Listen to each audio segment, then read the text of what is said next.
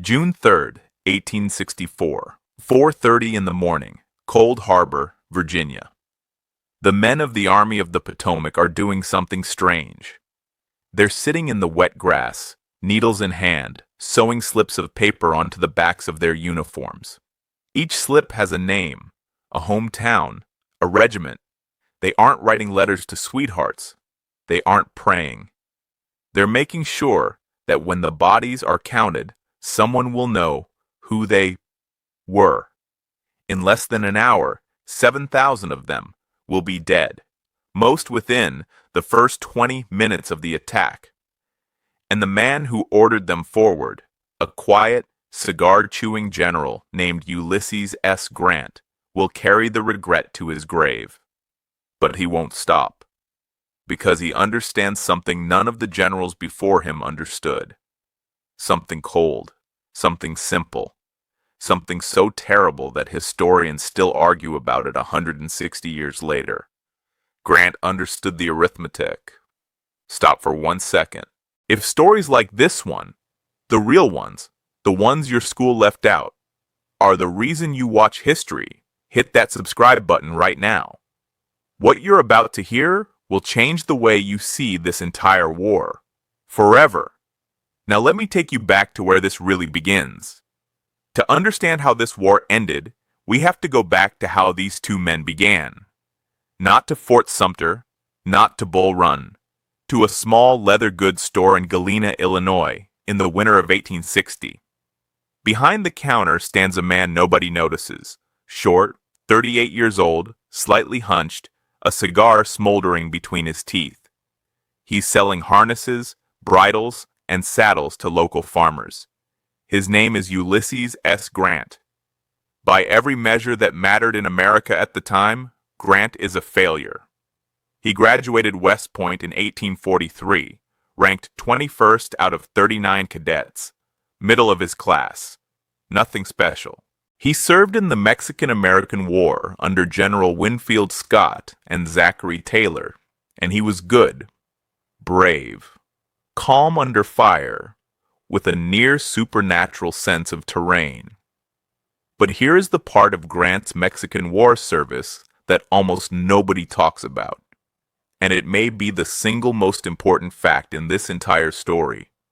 Grant was not a line officer in Mexico. He was a regimental quartermaster. A quartermaster is the officer responsible for supplies, food, forage, ammunition, wagons, mules, boots, tents, every single thing an army needs to move, eat, and fight. It was considered the dullest job a young officer could draw. Most ambitious men fought to avoid it because you don't win medals managing mule trains. Grant turned out to have a genius for it. For almost 2 full years, while other lieutenants were dreaming of cavalry charges, Ulysses Grant was figuring out how to keep 10,000 men fed while marching across Mexican desert. How to repack a collapsed supply column under enemy fire. How to calculate, on a folded map, exactly how many wagons an army would need to survive a 3-week march. He learned something in those dusty mule yards that no other American general of his era ever truly understood. Wars are not won by cavalry charges. Wars are won by rail lines, by warehouses, by riverboats loaded with salt pork and hardtack, by telegraph wires and blacksmith forges and machine shops turning out rifle barrels 1,000 miles from the front. A soldier who cannot eat, cannot shoot. An army that cannot be resupplied, cannot fight. The side that controls the factories and the railroads controls, in the end, the war itself. Lee, the brilliant engineer, the aristocratic tactician, had never learned this lesson. He didn't need to. He fought battles. Grant understood the whole machine behind the battle. That lesson would change the course of American history. But the peacetime army stationed Grant on the lonely Pacific coast, far from his wife Julia and their children. He drank. He drank hard enough that in 1854 his commanding officer gave him a choice: resign or face court-martial. He resigned. What followed was 7 years of what can only be called failure. He tried farming the Missouri land Julia's father had given them. He cleared the trees himself, built a cabin with his own hands, named it Hardscrabble. Within a few years, the crops failed, the market collapsed, and Grant was standing on street corners in St. Louis selling firewood in the dead of winter. He tried the real estate business in St. Louis with a cousin, collecting rent from tenants. Failed. He applied for a job as county engineer. Was turned down. He tried the customs house. That job lasted about a month. One winter in St. Louis, December of 1857, Grant pawned his gold pocket watch so he could buy his family Christmas presents. Another time, a West Point classmate named William Tecumseh Sherman ran into him on a St. Louis street. Sherman, himself broke and struggling at the time, later wrote that Grant looked like a man who had given up on himself. Grant admitted he was selling firewood and asked Sherman if he knew of any work. West Point and the regular army aren't good schools for farmers, bankers, merchants, and mechanics, Grant told him, trying to laugh it off.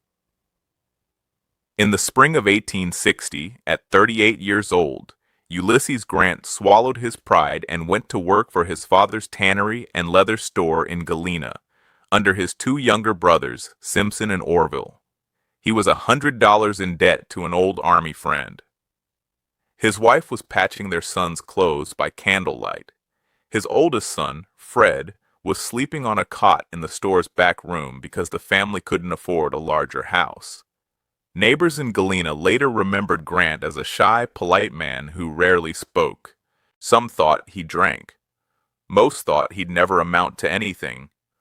One of them, a lawyer named John Aaron Rawlins, would later become Grant's chief of staff and one of the most important men in the Union Army. But that was all still coming. Now shift the camera south, 800 miles away. Arlington, Virginia. This is Arlington House, and everything about the man who lives inside it is the opposite of Ulysses Grant. Robert Edward Lee is 53 years old in the spring of 1860. He is tall, straight-backed, handsome in the way an old portrait is handsome. Silver hair, dark eyes, the kind of face that makes men instinctively lower their voices. His father was Henry Light Horse Harry Lee, a cavalry hero of the Revolution, a friend of George Washington himself. His wife, Mary Anna Custis, is the great-granddaughter of Martha Washington. The mansion he lives in was built by George Washington's adopted son. Inside, there are relics from Mount Vernon, Washington's own possessions on the walls and mantelpieces. But there's a shadow over all of this, and it shaped Robert E. Lee more than anyone understood at the time. His father Henry Lee had been one of George Washington's closest friends, and a spectacular financial disaster. Light Horse Harry speculated wildly in land, lost everything, and was thrown into debtor's prison twice. When young Robert was only 6 years old, his father fled the country to the West Indies to escape his creditors and his family. Robert never saw him again. His father died alone on an island off the coast of Georgia when Robert was 11. Every single thing Robert E. Lee did for the next 50 years, every careful decision, every unwillingness to borrow, every rigid insistence on duty, was a man building himself into the opposite of his father. When Robert E. Lee walks into a room, men who outrank him stand up. He graduated second in his class at West Point in 1829. Not a single demerit in 4 years, a record almost no cadet has ever matched. He served as an engineering officer in the Mexican War, where General Winfield Scott called him the very best soldier I ever saw in the field. Scott would later say he'd rather have Lee commanding one division than anyone else commanding the entire army. Lee served as superintendent of West Point. He led the Marines who captured John Brown at Harper's Ferry in 1859. He was, without exaggeration, the most admired soldier in the United States Army. So here is the picture on the eve of the war. One man, Lee, aristocratic, disciplined, celebrated, born to lead. The other, Grant, obscure, broken, forgotten, selling harnesses in a frontier town. If you had asked any American in the winter of 1860 which of these two men would one day end the bloodiest war in American history, no one, not one person, would have said Grant. Now let me ask you something. Pause the video if you have to. Look at these two men side by side, the aristocrat and the failure. Which one would you have put your money on? Drop your answer in the comments before we go one step further. I want to know what you think right now before you hear what happened next. Because history has a strange sense of humor. And here's the thing no one could see yet. The thing no military academy teaches. The thing that would decide this war more than any rifle, any strategy, any map. Robert E. Lee had never failed at anything. Second in his class at West Point. Not a single demerit in 4 years. Hero of Mexico. Superintendent of West Point itself. Every door in American life had opened for him. Every superior officer had praised him. He had built his entire identity, the mirror image of his disgraced father, on not losing, on never losing, on being the man who always got it right. Ulysses Grant had failed at almost everything. Resigned from the army in disgrace. Failed as a farmer, failed at real estate, failed at the customs house, stood on street corners selling firewood in the St. Louis cold, watched old classmates walk past and pretend not to see him, pawned his watch to buy Christmas presents, lived for years with the particular grinding humiliation of knowing that everyone in his hometown thought he was finished. And he had survived all of it. He had fed Julia and the children through it. He had gotten up the next morning through it. He had kept going through it. Think about what that does to a man. A man who has always succeeded carries success like a thin glass vase. One crack, and it shatters. The fear of losing becomes louder than the will to win. A man who has already lost has nothing left to protect. Lee could not afford to lose. Not in his soul. Grant had already lost. He had been losing for years. Losing no longer frightened him.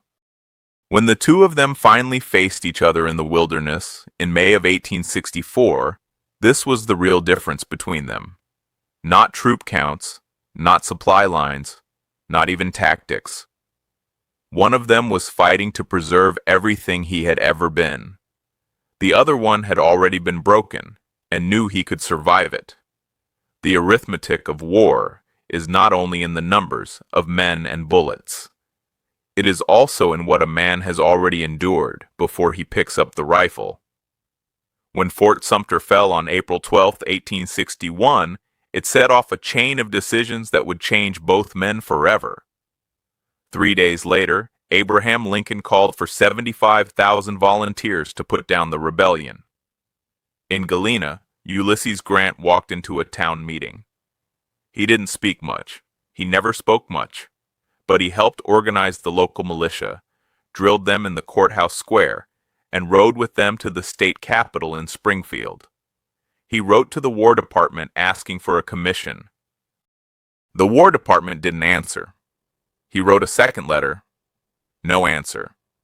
So this disgraced ex-captain, West Point class of 43, took a job clerking for the Illinois Adjutant General, filling out forms and tallying rosters for other officers who were being given commands. Meanwhile, in Arlington, Virginia, Robert E. Lee was facing the hardest decision of his life.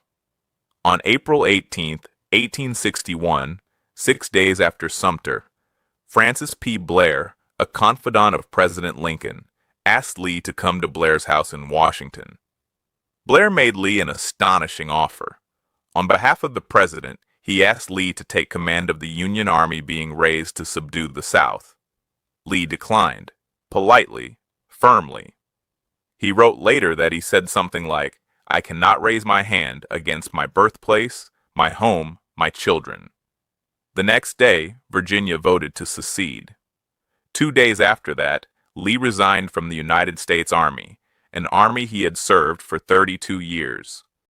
Lee's letter of resignation is one of the most quietly heartbreaking documents in American history.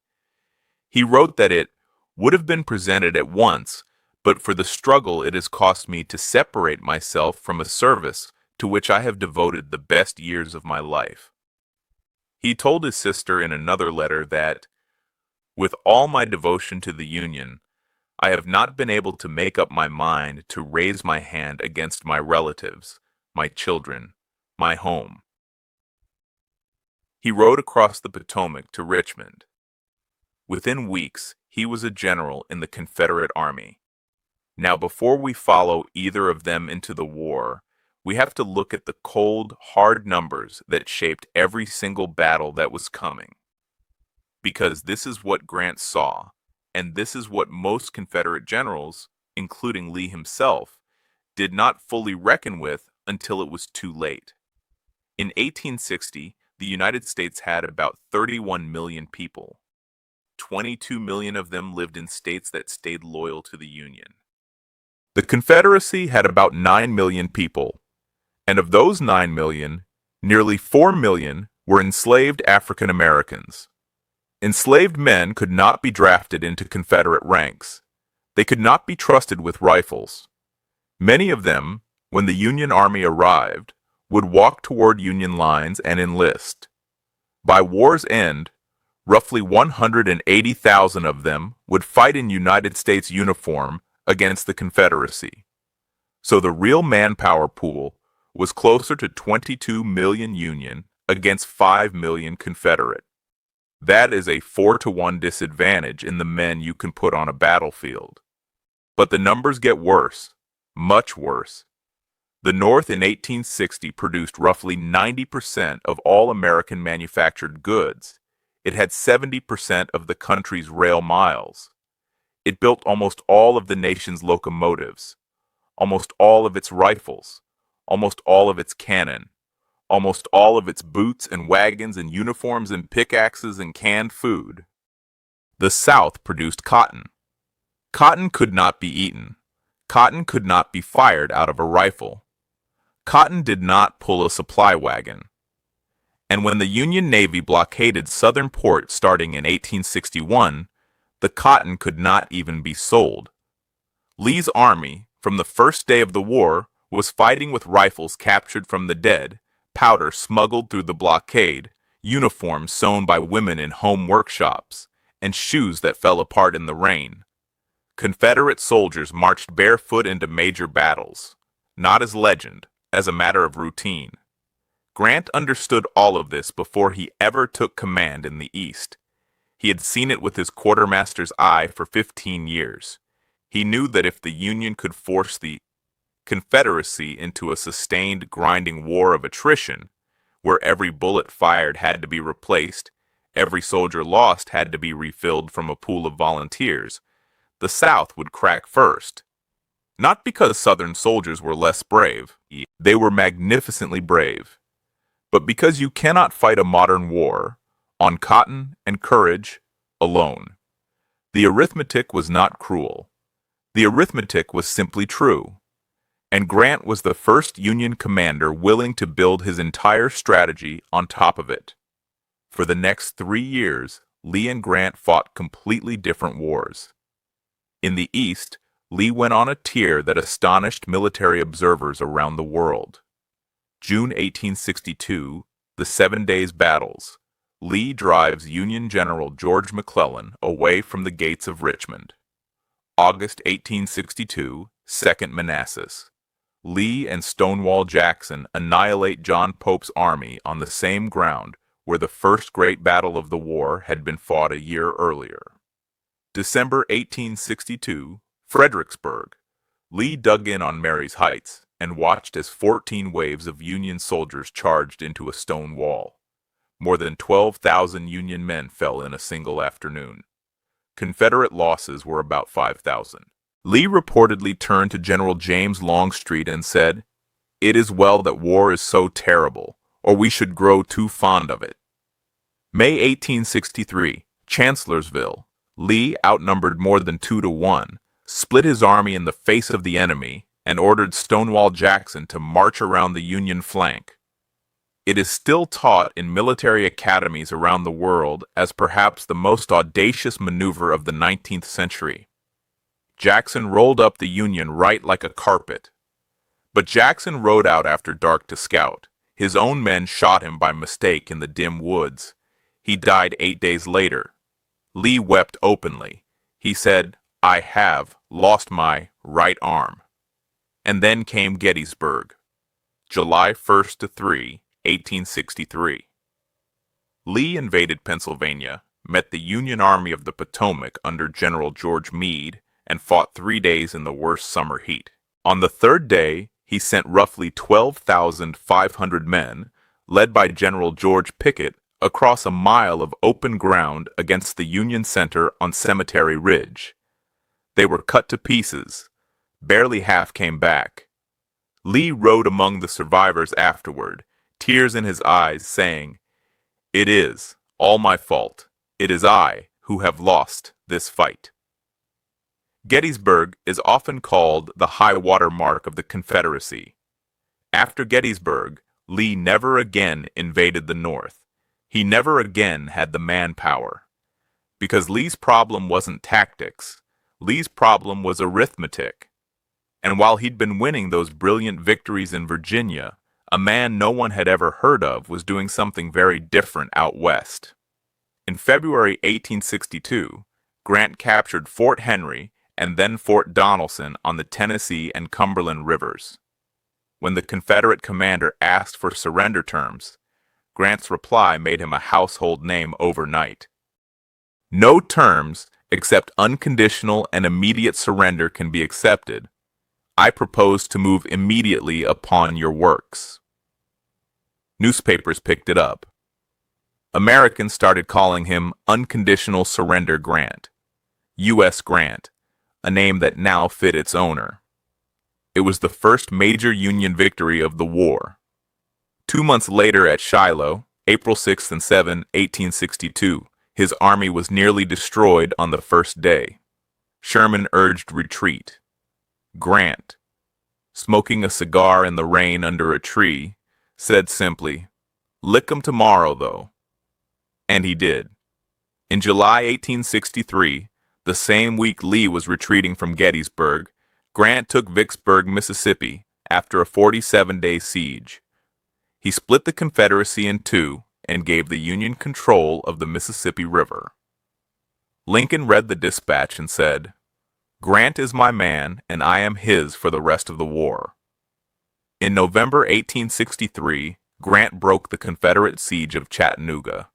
Now the road to Atlanta was open. By the winter of 1864, Lincoln had a problem. The war was dragging into its fourth year. Hundreds of thousands of Americans were dead. The draft was sparking riots in New York. Peace Democrats were gaining ground. Lincoln was up for re-election in November, and most people, including Lincoln himself, did not think he would win. What Lincoln needed was a general who could finish it. He called Grant to Washington.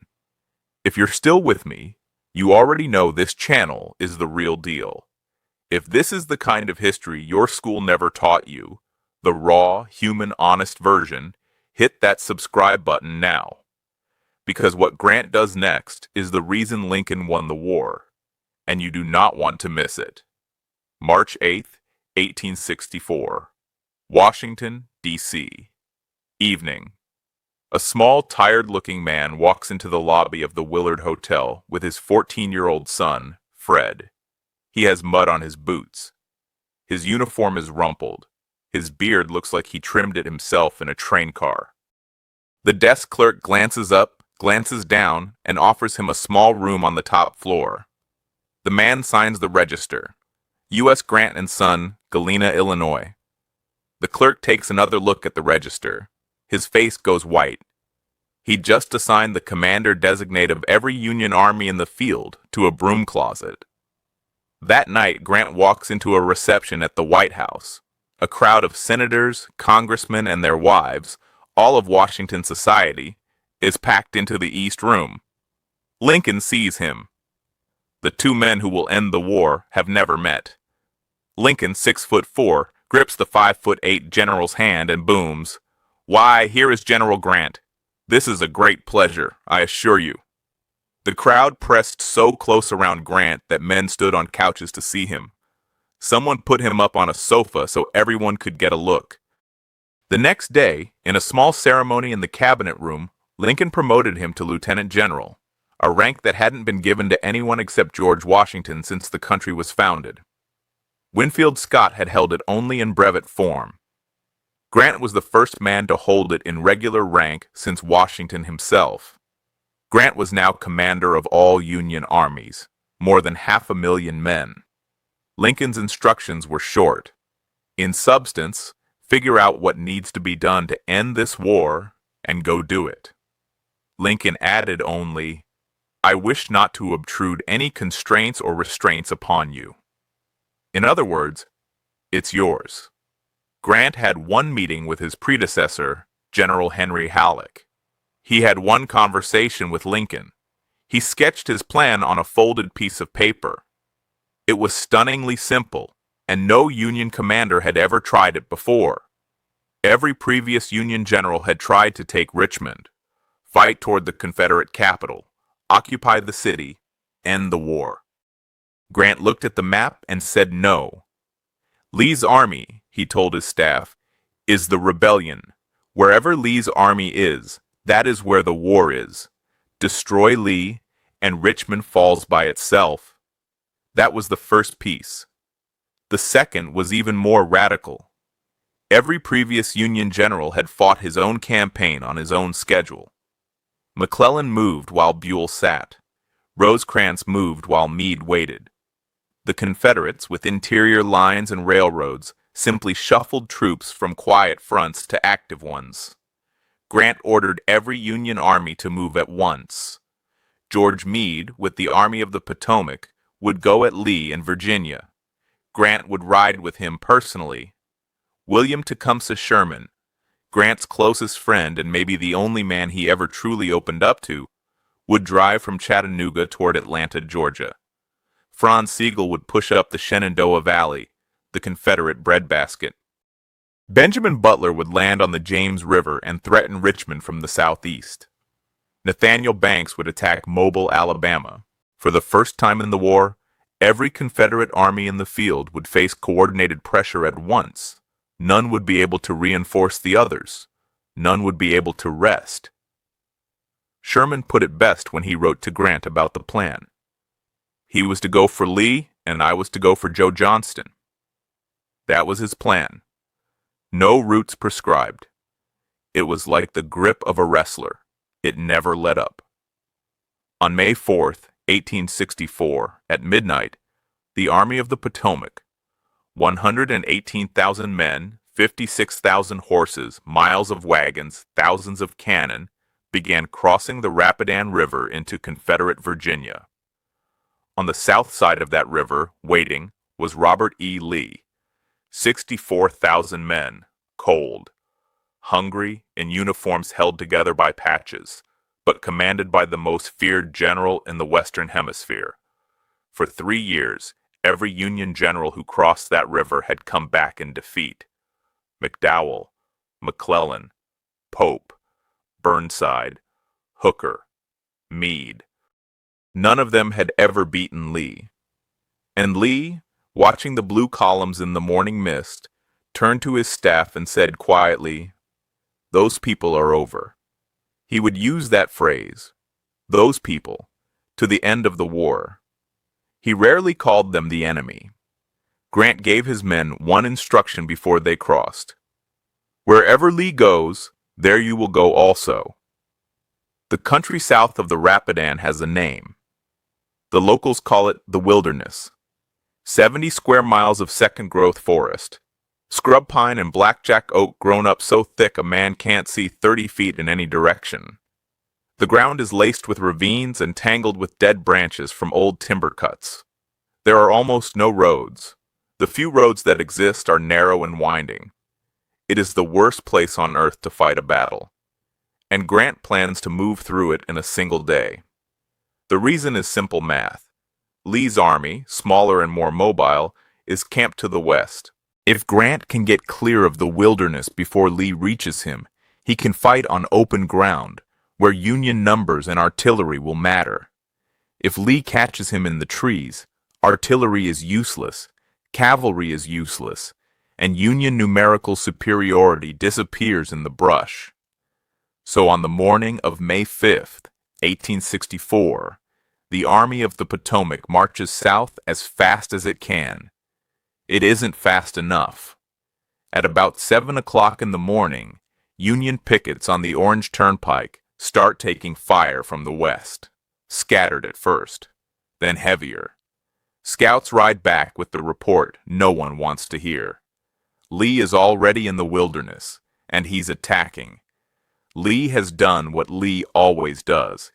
He's divided his army, sent Richard Ewell's corps straight down the E Turnpike and A.P. Hill's corps down the Plank Road a few miles south, and marched full speed to catch Grant where Grant didn't want to be caught. For 2 days, May 5th and May 6th, 1864, the armies tear each other to pieces in terrain where neither side can see the enemy. Units get lost in the brush. Whole regiments stumble into enemy lines by accident. Men fire at noise, at movement, at shadows. The woods catch fire, from muzzle flashes, from exploding shells, from burning cartridge wadding, and wounded men, unable to crawl, are burned alive as their friends listen from 100 yards away, unable to reach them. A Union officer later wrote in his diary, "It was, not war, it was murder." Another soldier, writing home to his wife in Massachusetts, described the sound of wounded men screaming as the fires closed in. He said he would hear it for the rest of his life. A Confederate surgeon named Spencer Welch left behind one of the most haunting descriptions of that fire. He wrote that the smoke was so thick men couldn't tell day from night, that soldiers on both sides tried to crawl toward each other's lines, any lines, just to escape the flames. That he watched a young Union private, both legs broken, use his rifle as a crutch to drag himself 50 yards before the fire caught him. The boy, he said, never screamed. He just looked back once at the men who couldn't reach him and kept crawling. On the morning of May 6th, a Union officer named Horatio Rogers of the 2nd Rhode Island stepped over what he thought was a fallen log in the smoke. It moved. A Confederate soldier, blackened beyond recognition, looked up at him and said 2 words. "Water, please." Rogers gave him his canteen. He didn't know, he wrote later, if the man lived or died. He wrote that the face came back to him every night for a year. By the afternoon of May 6th, it looks like another Union disaster. James Longstreet's corps has arrived, Lee's old war horse. Has marched all night to get there, and Longstreet launches a crushing attack on the Union left flank on the Plank Road. Union General Hancock, the hero of Gettysburg, watches his line buckle, and later admits Longstreet rolled me up like a wet blanket. And then, in a twist of fate that still stuns anyone who reads about it, Longstreet, riding forward to exploit the breakthrough, is shot in the throat by his own men. At nearly the same spot, and in nearly the same way, that Stonewall Jackson had been shot by his own men at Chancellorsville almost exactly 1 year earlier, just a few miles away. Longstreet would survive, but the attack stalls. The Confederate opportunity slips away. By the night of May 6th, both armies are bloodied and exhausted. Union casualties are roughly 17,500. Confederate casualties are about 11,000.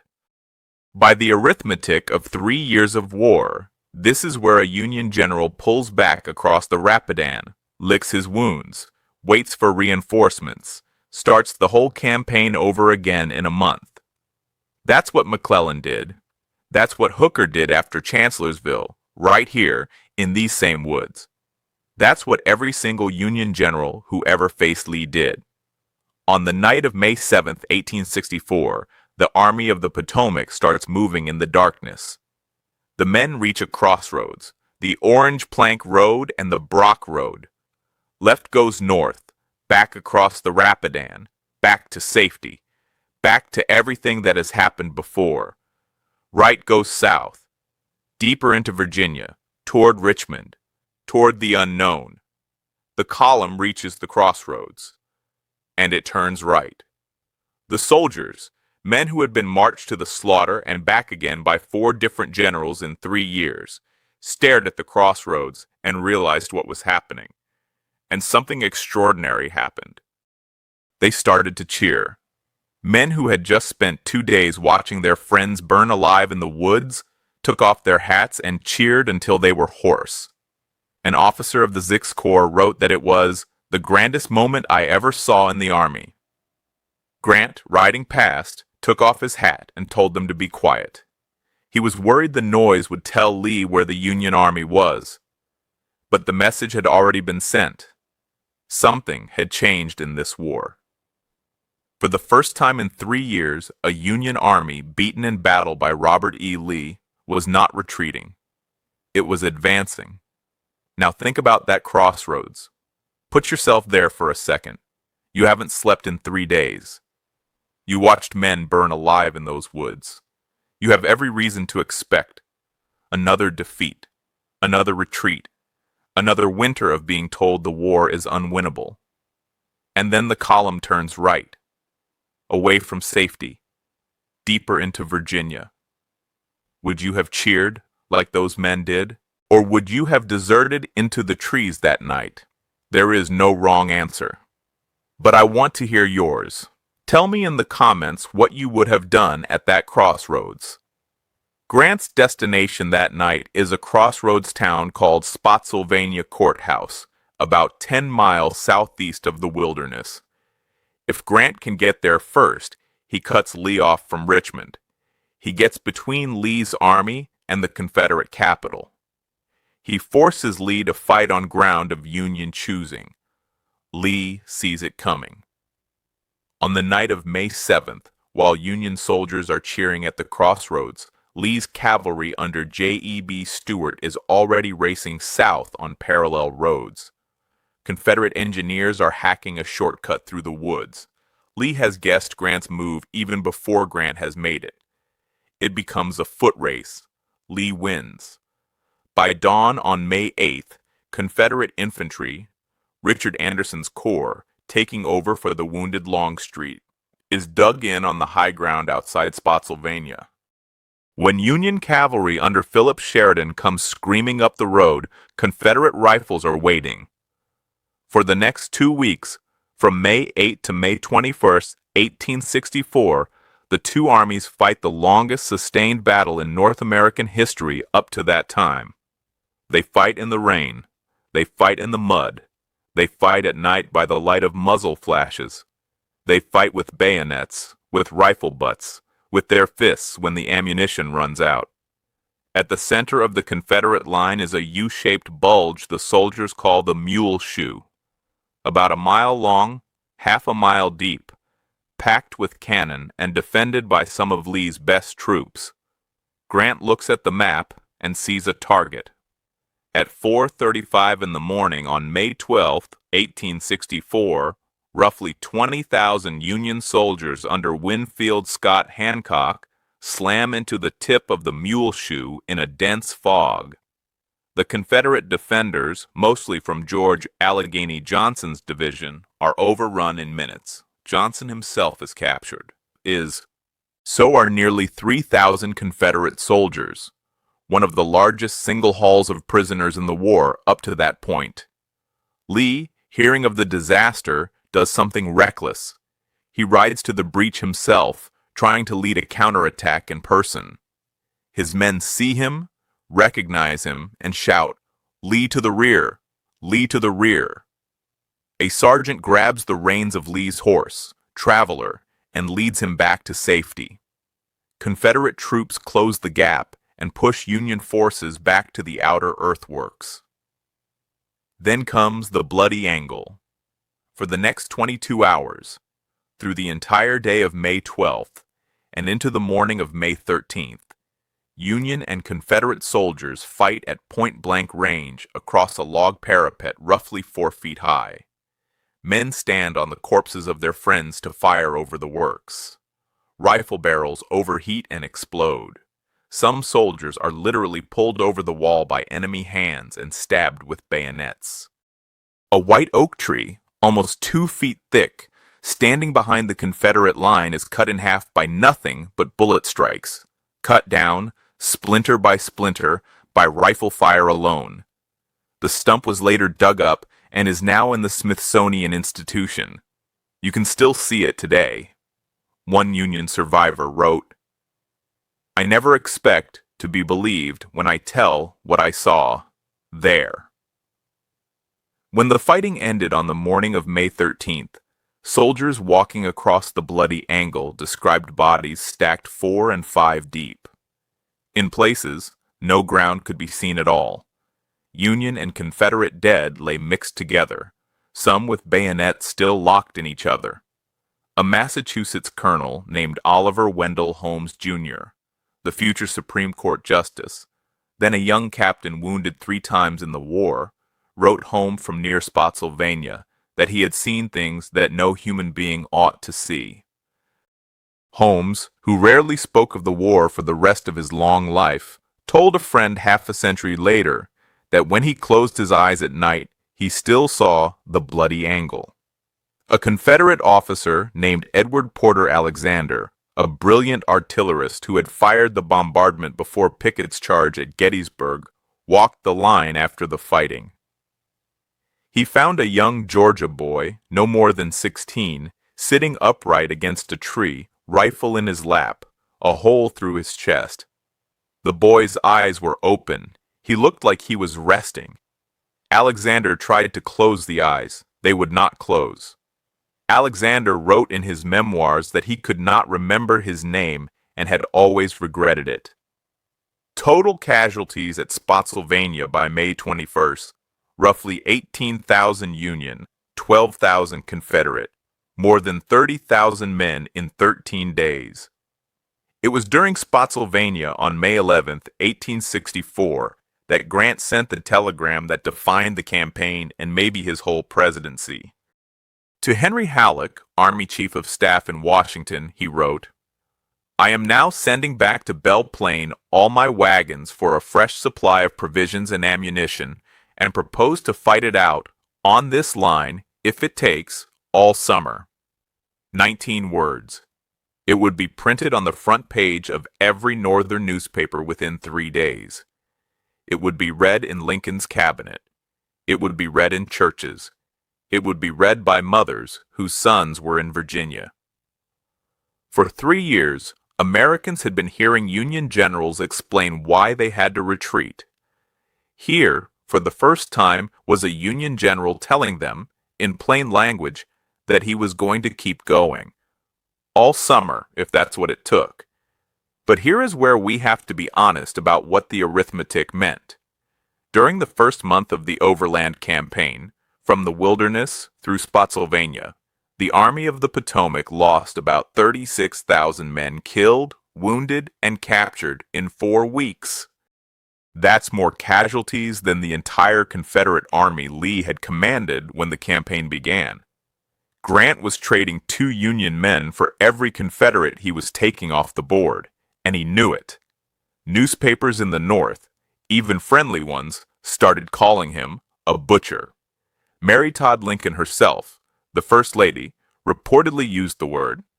She told her husband at a dinner party that Grant was a butcher, not a fit general to be at the head of an army. Lincoln's reply, according to her own account, was quiet and unforgettable. Yet he has been very successful in the field. Because here was Grant's terrible, unavoidable, cold-blooded truth. Remember the arithmetic. 22 million Northern citizens against 5 million the Confederacy could actually put in uniform. 90% of American factories running in Union states. 70% of the rail lines. Every rifle, every locomotive, every cannon being turned out somewhere the Confederacy could not reach. The North could replace its casualties. The South could not. Every dead Union soldier was a tragedy. Every dead Confederate soldier, measured against that 4-to-1 manpower gap, measured against a Confederate factory system that barely existed, measured against Confederate supply trains that were running on empty, was a step toward the end of the war. It was not a pleasant truth. It was not a humane truth. But it was a true truth. And Grant was the first Union commander willing to say it out loud and act on it. Here is the question that people still debate about Grant, and maybe still debate about all wars. Was he a butcher, as his critics said, or was he the only Union general brave enough to do what had to be done? I want you to answer this one. Really answer it, not with one word. If you were in Grant's chair that summer, with the election 3 months away, with Lincoln's presidency on the line, with an entire nation of slaves still in chains waiting for the war to end, would you have kept sending men forward, or would you have stopped? Comment below. I read every single one of these, and this is one I genuinely want to know. When Spotsylvania finally ended on May 21st, Grant did what he'd done at the Wilderness. He didn't retreat. He slid south. Lee raced to meet him on the North Anna River. There, at a place called Ox Ford, Lee laid perhaps the most brilliant trap of the war. He pulled his army into an inverted V shape, daring Grant to attack across the river. Any Union force crossing the North Anna would have to split in two, and either half could be crushed before the other could come to the rescue. It was the kind of move that had destroyed Union armies for 3 years. But on May 24th, 1864, the very day the trap was set, Robert E. Lee fell sick. Violent intestinal illness. He was confined to his tent, unable to ride, unable to give orders. From his cot, Lee said what would become one of the most haunting lines of the war. "We must strike them a blow. We must never let them pass us again. We must strike them a blow." But he was too sick to strike, and no one else in the Confederate Army had the audacity to execute the attack. The moment passed. Grant, sensing the trap, slipped away east toward the Pamunkey River. Some historians argue this was Lee's last real chance to destroy the Army of the Potomac in open battle. Others call it overblown. What we know for certain is this: Lee was never again in a position to launch a major offensive against Grant. Grant kept sliding south. Lee kept pace. By the first days of June 1864, the armies were facing each other at a dusty crossroads about 10 miles northeast of Richmond. The place was called Cold Harbor. And that brings us back to the moment where this story started. June 3rd, 1864, 4:30 in the morning. Grant had decided to attack. He believed, based on reports from his corps commanders, that Lee's line was thin in places. That one massive frontal assault, up the middle, all at once, could break the Confederate Army and end the war. He was wrong. Lee had been given almost 24 hours to fortify. Confederate engineers had designed trench lines with overlapping fields of fire so sophisticated that they anticipated tactics used 50 years later at the Battle of the Somme. Every approach was covered by artillery and interlocking rifle fire from 3 directions. The Union soldiers knew it. That's why they pinned their names to their uniforms the night before. A young Union officer named Horace Porter walked the lines at dusk on June 2nd and saw what the men were doing. He later wrote, "This is not the handiwork of panic. It is the deliberate preparation of men who have no illusions about what the morning will bring." One soldier, a New Yorker in the 2nd Corps, kept a small diary in his breast pocket. Porter, passing his campfire, noticed the man writing in pencil by the low firelight. The last entry, found on his body the next day, read simply, "June 3rd, 1864, Cold Harbor, Virginia. I was killed." He had written it the night before. At 4:30 in the morning, 3 Union corps, roughly 50,000 men, went forward. Some accounts say the worst of it was over in 7 minutes. Others say 20. Either way, it was one of the shortest major engagements in the entire war. Union estimates of killed and wounded in that single charge range from about 3,500 to 7,000, depending on how you count. Confederate losses in the same assault were roughly 1,500. The wounded lay in the no man's land between the lines for 4 days. 4 days.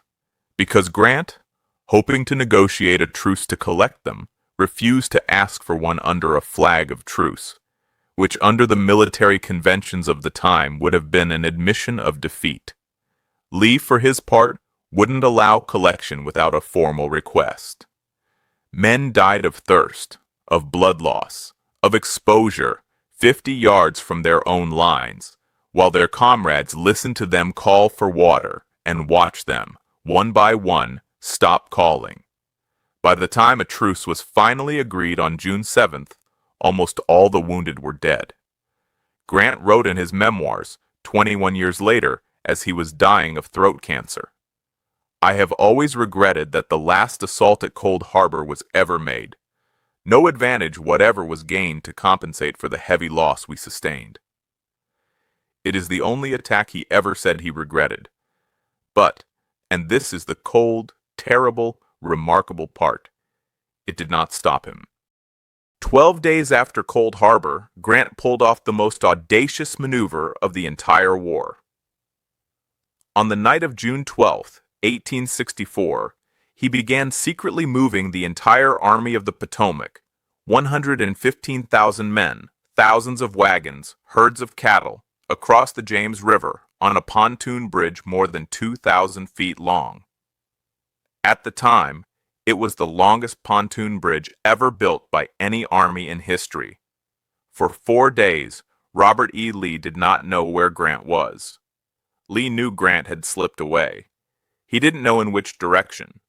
He assumed, based on every piece of military logic he had, that Grant was still north of the James, maneuvering toward Richmond. Grant was already south of the James, marching on the city of Petersburg, the rail hub that fed Richmond. If Grant took Petersburg, Richmond starved. The war ended. And for a glorious window of about 72 hours, Petersburg was almost undefended. A ragtag force of old men and teenage boys under General P.G.T. Beauregard held the city, fewer than 3,000 men. Grant had nearly 60,000 in front of them. This was the moment the Civil War could have ended. It didn't. Union Corps commanders, exhausted, cautious after Cold Harbor, terrified of attacking earthworks, paused, hesitated, attacked piecemeal instead of all at once. The assault from June 15th to 18th, 1864 was uncoordinated and halting. Beauregard held on. Lee, finally realizing what had happened, force-marched his army south and arrived in time. The chance was gone. And now both armies dug in for something the world had never seen before. A siege. 9.5 months. 292 days. Here is where the Civil War stopped being the Civil War and became the first true modern war on Earth.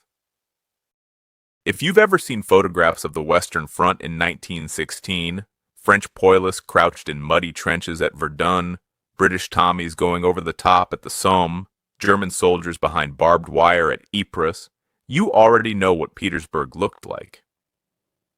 Trench lines stretched for more than 30 miles around Petersburg and Richmond. 30 miles. Imagine the distance from Midtown Manhattan to the edge of Yonkers. Every single inch of it dug into the red Virginia clay.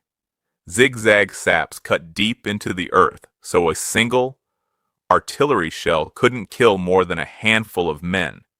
Firing bays built into the forward walls. Bomb-proofs dug 15 feet down and roofed with railroad ties and sandbags. Sniper towers. Observation platforms. Covered approach trenches so men could walk to the front line without being seen.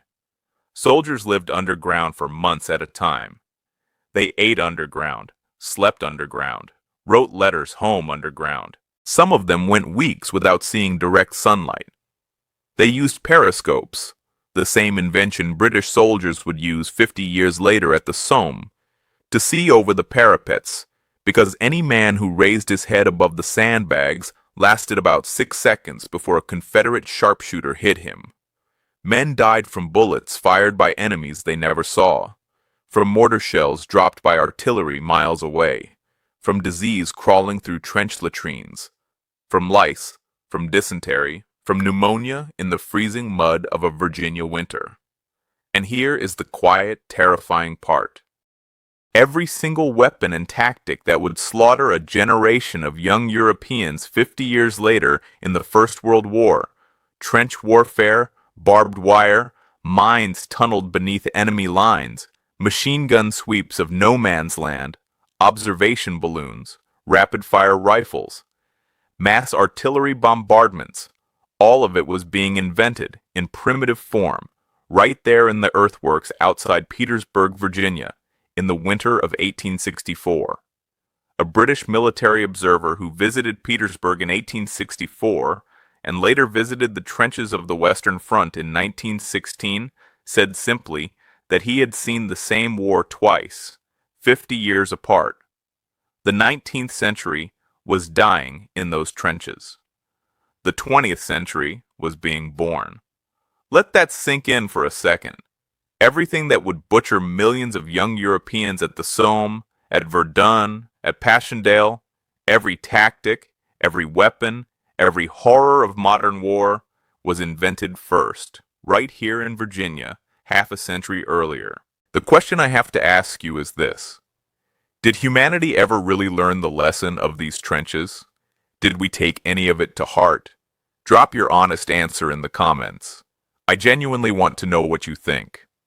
On July 30th, 1864, Union engineers, many of them Pennsylvania coal miners from the 48th Pennsylvania Infantry, detonated 8,000 pounds of black powder in a tunnel dug 511 feet under the Confederate line. The explosion tore a crater 170 feet long, 70 feet wide, and 30 feet deep.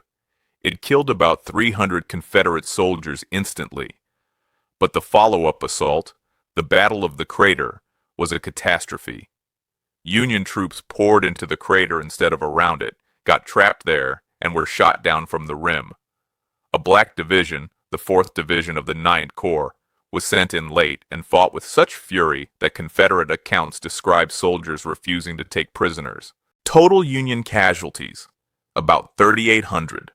Confederate, about 1,500. Grant called it the saddest affair I have witnessed in this war. Back in Washington, the pressure on Lincoln was crushing.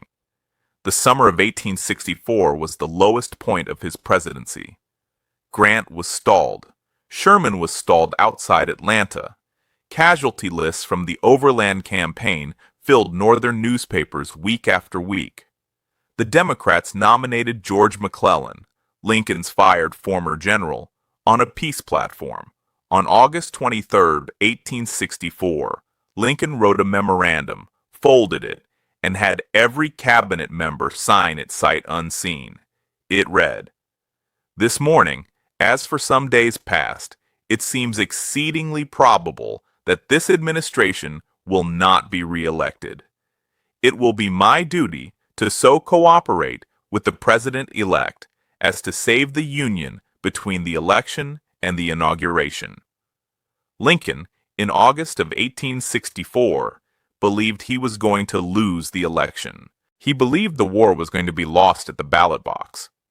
And then, on September 2, 1864, a telegram arrived in Washington. It was from Sherman.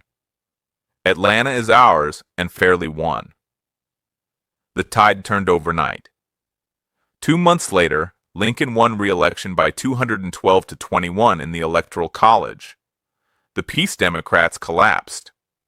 The Confederacy now knew, with mathematical certainty, that there would be no negotiated settlement. There would only be the end. All through that long, freezing winter in the trenches of Petersburg, Lee's army slowly starved. Desertions ran into the thousands. Men wrote home to wives and mothers describing eating roasted rats, horses too weak to pull cannon, shoes made of rawhide with the hair still on them. Lee wrote to Confederate President Jefferson Davis late that winter, "I have been up to see the Congress, and they do not seem to be able to do anything except to eat peanuts and chew tobacco while my army is starving." On the Union side, something was happening that changed the face of the army forever. By the winter of 1864 to 65, there were about 180,000 United States colored troops serving in Union uniform. In front of Petersburg alone, more than a dozen USCT regiments held sections of the line. Former slaves fought beside the sons of New England abolitionists. Some of those black soldiers were, quite literally, standing within miles of the plantations where they had been held in bondage a year earlier. Confederate soldiers across the trenches, hungry and frozen, could see the Union lines every morning at dawn. They could see the flags, and more of those flags, as the winter wore on, flew over regiments of black men in blue uniforms.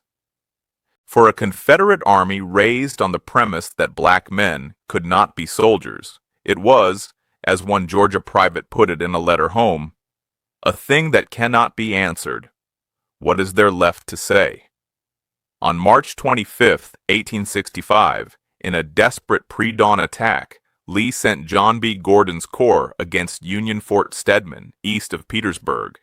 It was Lee's last offensive of the war. It seized the fort briefly and then collapsed under Union counterattack by noon. Confederate losses, about 4,000 men Lee could not replace. If this story is giving you the kind of history you can't find anywhere else, the real, raw, human version, hit that subscribe button now. We are coming to the most powerful moment in American military history. Two men, a small brick parlor, the fate of a country. You do not want to miss what happens next. 1 week later, on April 1st, 1865, at a place called Five Forks, southwest of Petersburg, Philip Sheridan smashed the Confederate right flank under George Pickett, the same Pickett who had led the doomed charge at Gettysburg. Pickett, legend has it, was eating shad for lunch several miles behind the lines when the attack hit. His division was destroyed in a few hours. The next morning, April 2nd, Lee sent a telegram to Jefferson Davis during Sunday services at St. Paul's Episcopal Church in Richmond. "It is absolutely necessary that we should abandon our position tonight." Davis read the telegram. He stood. He walked out of the church. Behind him, the congregation understood. Richmond was being evacuated. That night, the Confederate government burned its own papers, its own treasury notes, and, in the chaos, set fire to warehouses that spread to half the city. Richmond, the capital of the Confederacy, was destroyed by its own defenders. The next day, Union troops marched in. On April 4th, 1865, Abraham Lincoln himself walked the streets of the fallen Confederate capital with his 12-year-old son, Tad. Freed black men and women knelt in the street. Lincoln told them, quietly, to stand. He said, "Don't kneel to me. That is not right. You must kneel to God only, and thank Him for the liberty you will hereafter enjoy." But the war was not yet over. Lee was still in the field, running west, trying, hoping to reach the mountains of North Carolina, join Joseph Johnston, and keep fighting. Grant, who had pursued Lee for 11 months across the trenches of Petersburg, was not going to let him get there. The last week of the Civil War is one of the strangest weeks in American history. On April 3, 1865, Lee's army, what was left of it, maybe 30,000 men, is retreating west along the Appomattox River. Their supply trains have gone ahead to Amelia Courthouse. When the exhausted men arrive, the supply cars are empty. It's the kind of mistake that only happens when a government is already collapsing. Lee's men now march another day hungry, then another. Desertions rise every night. Men lay down in the road and can't get up. On April 6, 1865, Union cavalry under Sheridan catches a third of Lee's army at Sailor's Creek. In a few hours of fighting, about 7,700 Confederates, nearly a quarter of what remained, surrender. 6 Confederate generals are captured, including Lee's own son, Custis. Lee, watching the survivors stream past, reportedly says, "My God, has the army been dissolved?" By April 7th, Grant judges the moment has come.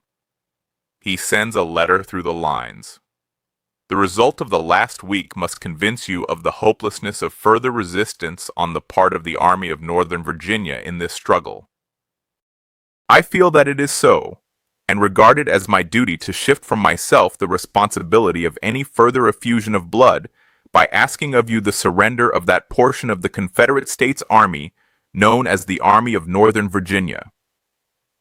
Lee reads it, hands it to Longstreet, recovered from his throat wound at the Wilderness, riding again at Lee's side.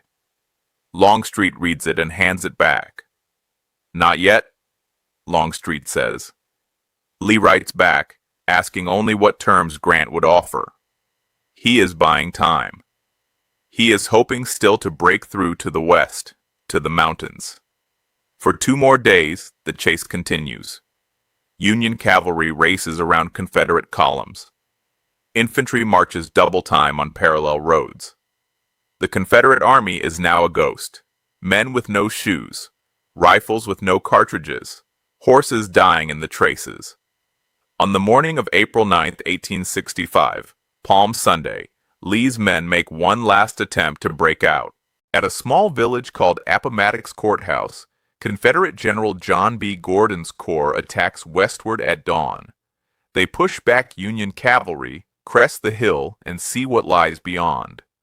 2 full corps of Union infantry, 20,000 men, battle flags unfurled, cannon lined up wheel to wheel. Gordon sends word back to Lee. "Tell General Lee I have fought my corps to a frazzle, and I fear I can do nothing unless I am heavily supported by Longstreet's corps." There is no more Longstreet's corps to send. Lee, sitting on Traveler in his gray field coat, looks at his staff. "There is nothing left me," he says, "but to go and see General Grant, and I would rather die 1,000 deaths." What happened that afternoon in a small brick house in the village of Appomattox Courthouse has become one of the most famous moments in American history. But most people don't know what it really looked like. The house belonged to a man named Wilmer McLean. He had owned a farm at Manassas in 1861, where a cannonball had come through his kitchen during the first major battle of the war. He moved his family 120 miles south, away from the fighting, to the quiet village of Appomattox.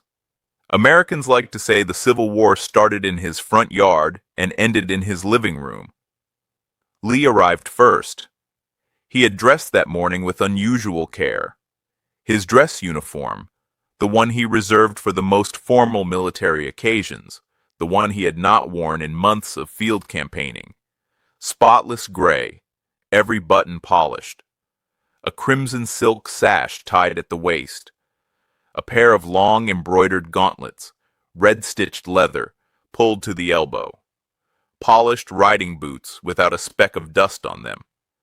A dress sword at his side, given to him years before by a group of English admirers, its scabbard engraved with the names of battles he had won. His aide, Colonel Charles Marshall, asked him afterward why he had chosen the most elaborate uniform he owned on the worst day of his life. Lee's answer was simple. "I have probably to be General Grant's prisoner today, and I thought I must make my best appearance." Think about what that sentence means. A man walking to his own surrender. A man about to hand over the army he has commanded for 3 years. A man about to acknowledge, in front of history, that everything he fought for was lost. And he chose, deliberately, carefully, in the gray mirror of his Virginia bedroom that morning, to meet that moment dressed as a king meeting his executioner. not in humility, in dignity, with every button in place. It was the last act of the old Southern aristocracy. About half an hour later, Ulysses S. Grant rode up to the McLean house from the opposite direction. He was 16 miles away when Lee's note caught him. He had not stopped, had not changed clothes, had not shaved. His migraine, which had been splitting his skull for 2 days, had broken only an hour earlier when he read Lee's request for terms. He walked up the front steps of Wilmer McLean's house in the mud-spattered sack coat of a private soldier, a simple, single-breasted blouse, worn thin at the elbows, no sash, no sword, no insignia of command except 3 small tarnished stars sewn onto each shoulder. His trousers were streaked and caked with Virginia red clay to the knee. His boots were so covered in mud, his staff couldn't tell what color they were. He was not wearing gloves. His hair was uncombed. The commanding general of every Union army in the field looked like any private soldier who had been in the saddle too long. Grant himself, writing about it 20 years later, said he was actually embarrassed when he walked into the parlor and saw Lee standing there in full dress. He apologized for his appearance. Lee, with the courtesy of his class, waved it off. But that contrast, the two of them standing a few feet apart in Wilmer McLean's small Virginia parlor, told the whole story of the war in a single image. Lee, dressed for the loss of a kingdom. Grant, dressed for another day's work. The old America in silk and polished leather. The new America in mud. The war had been fought, in the end, between 2 visions of the country. One was beautiful and ordered and built on a moral catastrophe. The other was raw and unfinished and coming out of the working earth. On that afternoon, in that parlor, the mud-stained one won. Grant's staff officer, Horace Porter, the same Horace Porter who had walked the lines at Cold Harbor, was there. Porter's account is the most detailed we have of what happened next. Porter wrote that when Grant walked in, he looked almost embarrassed to be there in muddy clothes beside Lee's immaculate uniform. Grant was 42 years old. Lee was 58. Lee's hair and beard were snow white. Grant's beard was dark brown with traces of red. They shook hands. They sat. Grant sat at a small oval table on one side of the parlor. Lee sat at a small marble-topped table on the other. The other officers, Grant's staff, Lee's aide Colonel Charles Marshall, stood back against the walls. Grant opened with small talk. Porter said it was clear Grant was stalling because he found the moment nearly unbearable. "General Lee," Grant said, "I met you once before, while we were serving in Mexico, when you came over from General Scott's headquarters to visit Garland's brigade, to which I then belonged. I have always remembered your appearance, and I think I should have recognized you anywhere." Lee answered that he had tried to recollect Grant's features, but had never been able to call them to mind. And so for a few minutes, 2 men who had spent 11 months trying to destroy each other's armies talked about old friends in the Mexican War, old roads, old battles that had nothing to do with this war. It went on long enough that Lee finally, gently, brought the conversation back. Later, Grant wrote in his memoirs about how he felt walking into that parlor. "I felt like anything rather than rejoicing at the downfall of a foe who had fought so long and valiantly and had suffered so much for a cause, though that cause was, I believe, one of the worst for which a people ever fought, and one for which there was the least excuse." Note what Grant wrote there. He did not pretend the Confederate cause was noble. He called it one of the worst a people ever fought for, but he would not gloat. Finally, Lee steered the conversation. "General, I suppose the object of our present meeting is fully understood. I asked to see you to ascertain upon what terms you would receive the surrender of my army." Grant's terms were, even by the standards of 1865, extraordinarily generous. Confederate officers would keep their sidearms. Confederate cavalrymen and artillerymen would keep their horses, because, as Grant put it, the men would need them for the spring plowing. Confederate officers and men would sign a parole promising not to take up arms again, and then they would be free to go home. No arrests, no imprisonment, no humiliation. Lee read the terms. When he read the line about the horses, his face relaxed, perhaps for the first time in weeks. He looked at Grant and said, "This will have a very happy effect on my army." Grant added one more thing. Lee had mentioned that his men had not eaten in days. Grant quietly ordered 25,000 rations sent over to the Confederate camp. Lee stood, shook hands with Grant, walked out onto the porch of the McLean house, mounted Traveler, and rode back to his lines. His own men were waiting. Word had spread through the Confederate camp. Thousands of gray-clad soldiers, what was left of the Army of Northern Virginia, lined the road back. Some were crying. Many reached out to touch Lee's horse as he passed. He kept his hat in his hand, tears rolling down his own face, and said over and over to men he had led for 4 years, "Men, we have fought the war together, and I have done the best I could for you. You will all be paroled and go to your homes until exchanged." Some of them shouted, begging him to keep fighting, to take them into the mountains, to fight as guerrillas. Lee stopped his horse.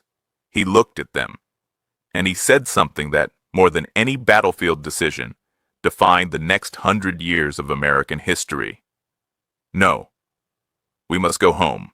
We must live as good citizens and obey the laws of our land." In that moment, Lee refused to let the Civil War become something worse, a long, grinding insurgency of hit-and-run bands in the woods and hollows of the South, a war that could have lasted a generation, a war that, in other countries at other times, has lasted exactly that long. Historians still debate what would have happened if Lee had said yes to his men. What kind of country we would be living in now? It is one of the great, quiet counterfactuals of American history. Something else happened that no one expected. Union soldiers, seeing Lee ride away, began to cheer. Some fired cannons in celebration. Grant stopped them. His orders were explicit. "The rebels are our countrymen again. The best sign of rejoicing after the victory will be to abstain from all demonstrations in the field." 3 days later, on April 12, 1865, the Confederate Army of Northern Virginia formally laid down its arms on the Richmond Stage Road outside Appomattox Courthouse. The Union officer who received the surrender was a 36-year-old college professor from Maine named Joshua Lawrence Chamberlain, the same Chamberlain whose 20th Maine Regiment had saved Little Round Top at Gettysburg. As the Confederate soldiers marched past to stack their rifles, Chamberlain did something extraordinary. He ordered his men to come to attention and present arms, a formal military salute. John B. Gordon, riding at the head of the Confederate column, saw what was happening, straightened in his saddle, and returned the salute. Chamberlain wrote about it later in a line that has become one of the most quoted in American military history. "On our part, not a sound of trumpet more, nor roll of drum, not a cheer, nor word, nor whisper of vainglory, but an awed stillness rather, and breath-holding, as if it were the passing of the dead." Think about that for one moment. Chamberlain ordered his men who had watched their brothers die at the hands of the Confederate Army for 4 years, to present arms, a formal salute, an act of respect, and the Confederate General Gordon straightened in his saddle and returned it. Could you have done that?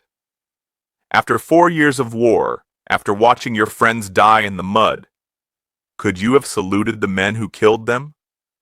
Could America, as it is today, find the grace to do that for anyone? Tell me in the comments. I really want to know. That was how the war ended in Virginia. 5 days later, on April 14th, 1865, Good Friday, Abraham Lincoln was shot at Ford's Theater. He died the next morning at 7:22 in the morning. Grant had been invited to Ford's Theater that night. He had declined. He and Julia had taken the train north to visit their children in New Jersey. If he had been in that box with Lincoln, he likely would have been killed too. John Wilkes Booth's co-conspirator Lewis Powell nearly killed Secretary of State Seward the same night in his bed. The country that Grant and Lee had just fought to preserve, or divide, was about to enter its long, bitter reckoning without the one man who might have been able to hold it together. And what of the two men themselves, the ones whose arithmetic had ended it? Lee lived only 5 more years. He refused a string of lucrative offers. Some would have paid him more in 1 year than he'd earned in his life. Insurance companies, railroads, a large English firm that wanted him as a figurehead. He turned them all down. Instead, he accepted the presidency of a small, struggling school in the Shenandoah Valley called Washington College. 5 professors, 40 students, a ruined campus.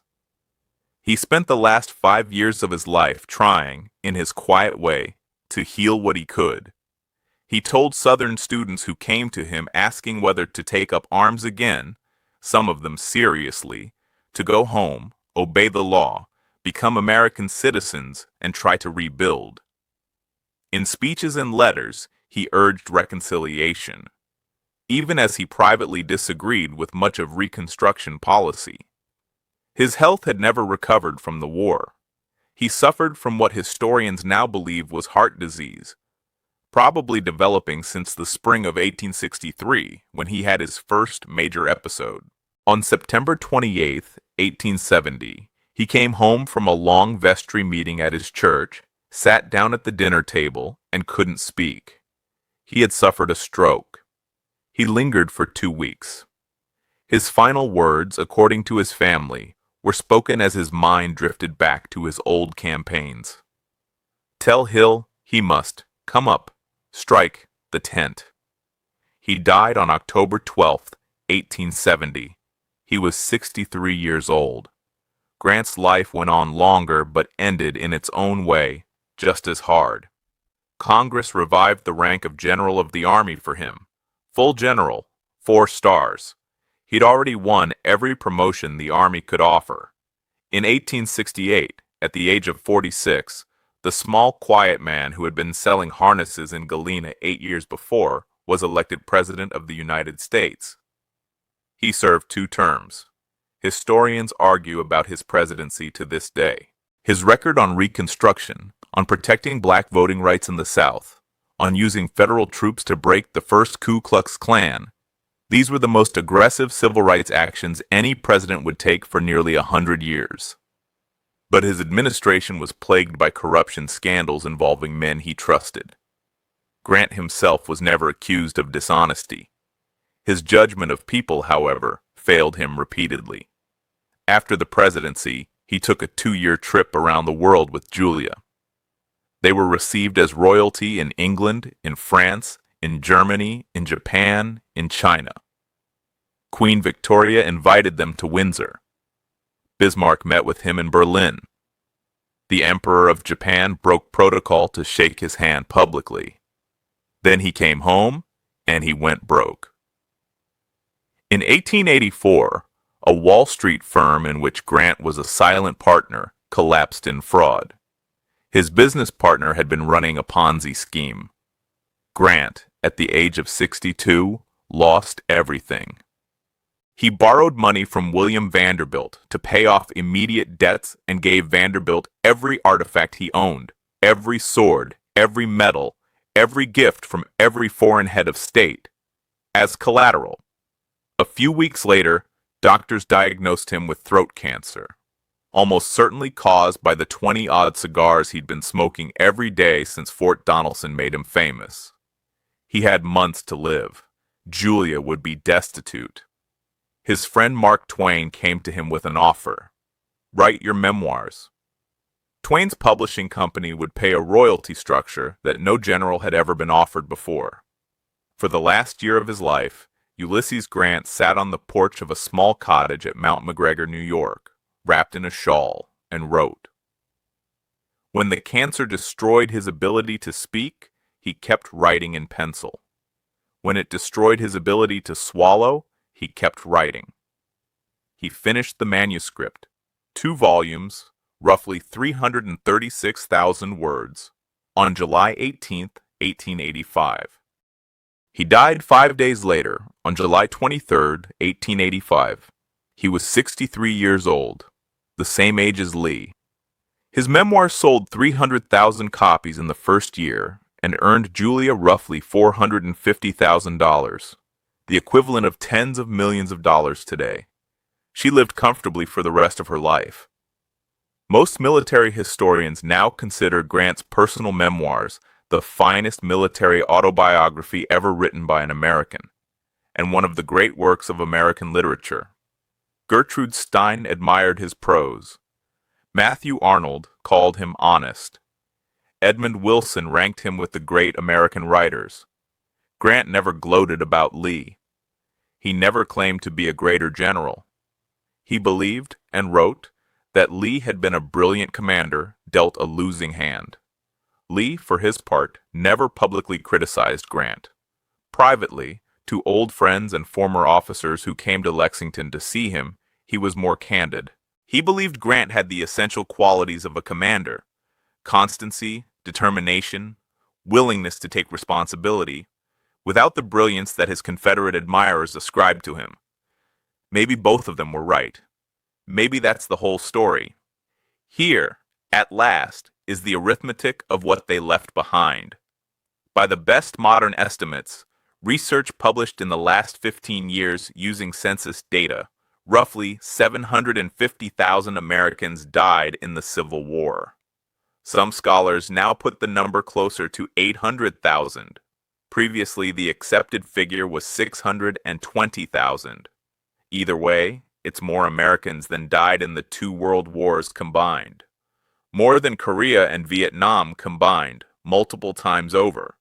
Measured against the 1860 population, the equivalent scale today would be roughly 7 million American dead.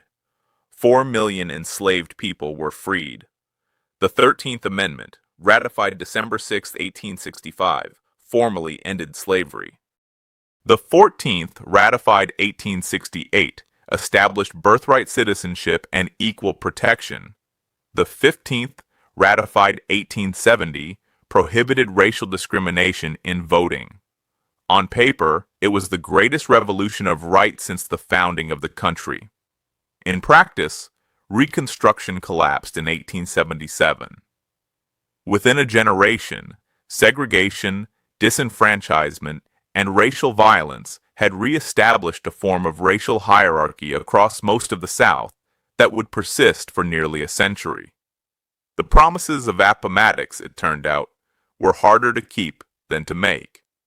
And that, maybe, is the hardest part of this story. The war ended. The 2 men who ended it treated each other with dignity, even with something like grace. Grant wrote in his memoirs, remembering that moment in the McLean parlor, "I felt like anything rather than rejoicing." And yet the country, the people for whom they had fought, could not always live up to what they had achieved. The peace Grant had offered in that parlor, generous, human, reconciling, was not the peace the nation chose to build.